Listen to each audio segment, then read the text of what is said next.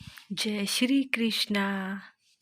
आज मैं आपको श्री कृष्ण, राधा और रुक्मिणी के बीच हुआ एक किस्सा सुनाऊंगी। एक दिन रुक्मिणी ने भोजन के बाद श्री कृष्ण जी को दूध पीने को दिया। दूध बहुत ज़्यादा गर्म होने के कारण श्री कृष्ण के हृदय में जलन हो गई और उनके श्रीमुख से निकला, हे राधे। ऐसा सुनते ही रुक्मिणी बोली, प्रभु ऐसा क्या है राधा रानी में जो आपकी हर सांस पर उनका ही नाम होता है?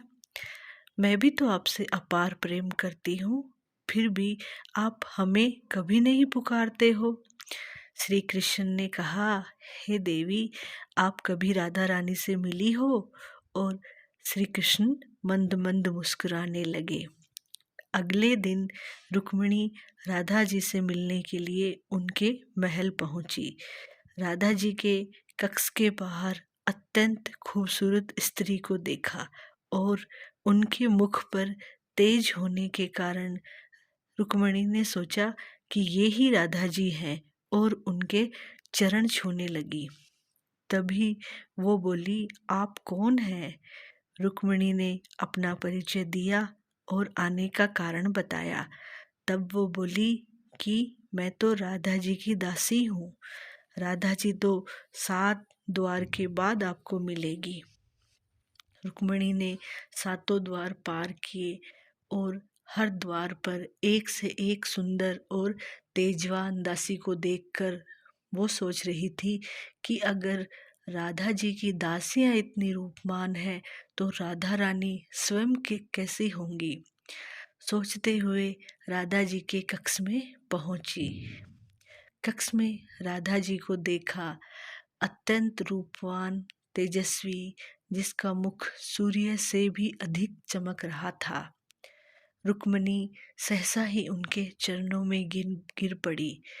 पर ये क्या, राधा जी के तो पूरे शरीर पर छाले पड़े हुए थे। रुक्मिणी ने पूछा कि देवी, आपके शरीर पर ये छाले कैसे हो गए? तो राधा जी ने उत्तर दिया कि देवी, कल आपने श्री कृष्ण जी को जो दूध पीने को दिया था वो बहुत ज़्यादा गर्म था, जिससे उनके हृदय पर छाले पड़ गए और जलन होने लग गई। और उनके हृदय में तो सदैव राधा रानी का ही वास होता है ना, इसलिए मेरे पूरे शरीर पर छाले पड़ गए। और रुक्मिणी ने जब ये सुना तो रुक्मिणी सोचने लगी कि मैं तो व्यर्थ ही राधा की प्रेम की परीक्षा ले रही थी।